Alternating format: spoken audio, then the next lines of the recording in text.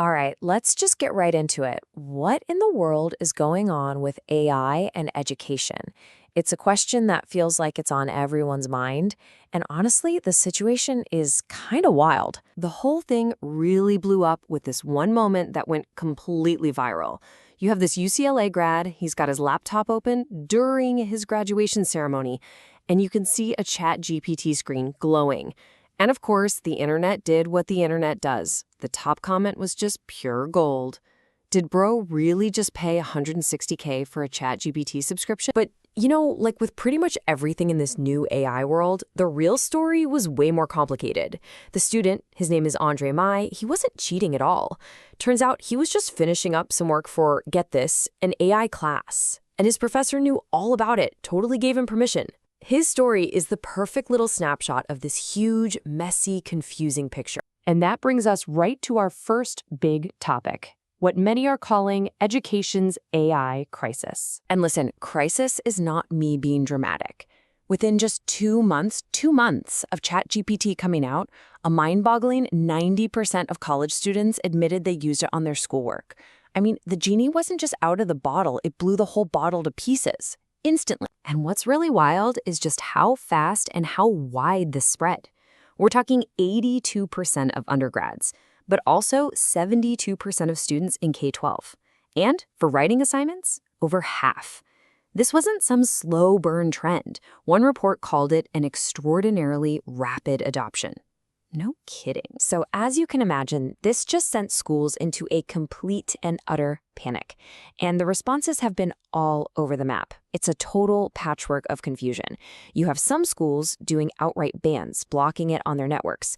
You've got teachers next door who are requiring students to use it. Some are reverting back to handwritten-only essays, while others are trying to invent these AI-proof assignments. It's just pure chaos. So, while most of the education world is out there fighting this tidal wave of AI, there's a smaller group asking a pretty radical question. What if?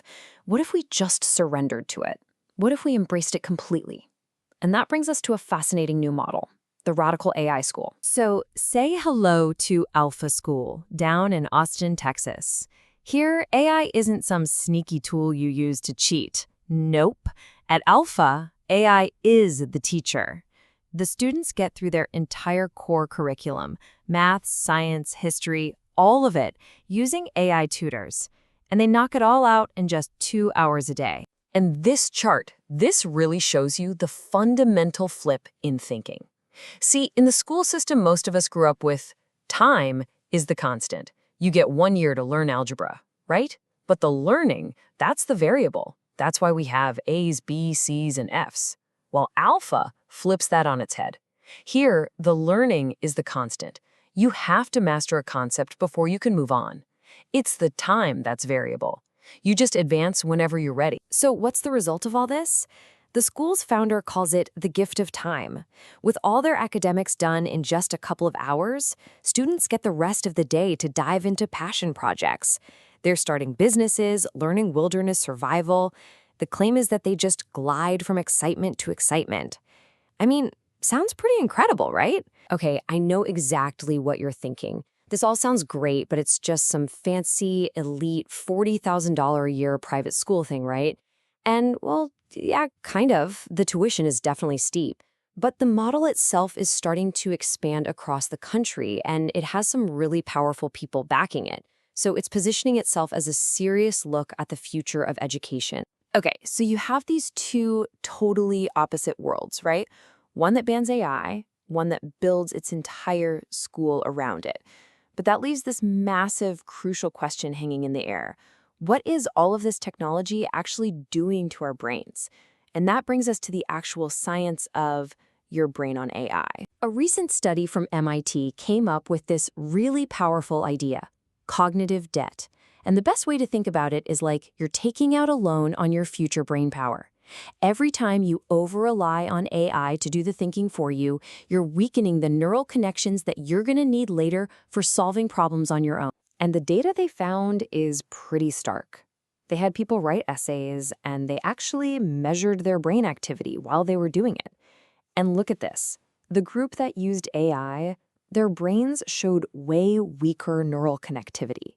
They were literally doing less work. They were outsourcing the struggle. And if that wasn't enough, another study from Wharton really drives this point home. They had a group of students use a basic AI tutor that just fed them the answers. And get this, on the final exam, that group performed 17% worse than the students who never used AI at all. So using it as a simple cheat code actually made them less capable in the end. So this is the really critical takeaway, and the AI researcher Ethan Mollick just says it perfectly. LLMs do not rot your brain. Being lazy and not learning does. The tool itself isn't the problem. The problem is how we use it. Are we using it as a crutch, or are we using it as a sparring partner? Now, this whole conversation goes way beyond the classroom. This has massive, and I mean massive, implications for the future of work for all of us. We're moving into what some people are starting to call the new judgment economy. So what on earth does that mean? Well, think about it. Accumulated knowledge, the kind of stuff you can just look up on Google or ask an AI, that's becoming a commodity. It's cheap, it's everywhere. The new valuable currency, that's the uniquely human stuff. Things like good judgment, taste, and the ability to make a smart call when you don't have all the information. These are what you could call the new human moats. The skills that AI can't just replicate on command. We're talking about things like taste, which is knowing what you should build, not just how to build it. Or extreme agency. That's being able to operate without needing someone to tell you what to do every step of the way. And here's the kicker. These are the very skills that are built by struggling, the same struggle that AI makes it so easy for us to avoid. So where does that leave us? How do you actually build these skills when you've got this all-powerful answer machine in your pocket? Well, the answer isn't to run away from AI or to fight against it. The real key is to learn how to struggle with AI, not against it. So here is a super practical 4-step workflow. Step 1, and listen, this is the most important one, engage. You have to struggle with the problem yourself first. Give it a solid 20-30 minutes, just you and the problem. Then step 2 is spar. Now you bring in the AI, but you use it as a tutor or a devil's advocate to challenge your ideas, not as a ghostwriter to do the work for you. Step 3, synthesize. Close the AI window and force yourself to reconstruct the knowledge in your own words. And finally, step 4 is architect. Use the AI to help you build a practice schedule to make sure that new knowledge actually sticks. And this matrix is basically your cheat sheet for deciding how and when to use AI. Before you open up that chat window, you just have to ask yourself, what mode am I in? Am I in leverage mode, where I'm just trying to get a result for something that's not my core skill? In that case, sure, let the AI do the heavy lifting. But am I in learning mode, where my goal is to build deep, real expertise for myself? Well, then I have to do the work, and the AI only assists after I've struggled first. You have to consciously choose your mode, which really leaves us with one final big question to chew on. And this isn't just about homework or your job. This is about what you value, what kind of person you want to be. In an age of effortless answers, what for you is truly worth the struggle?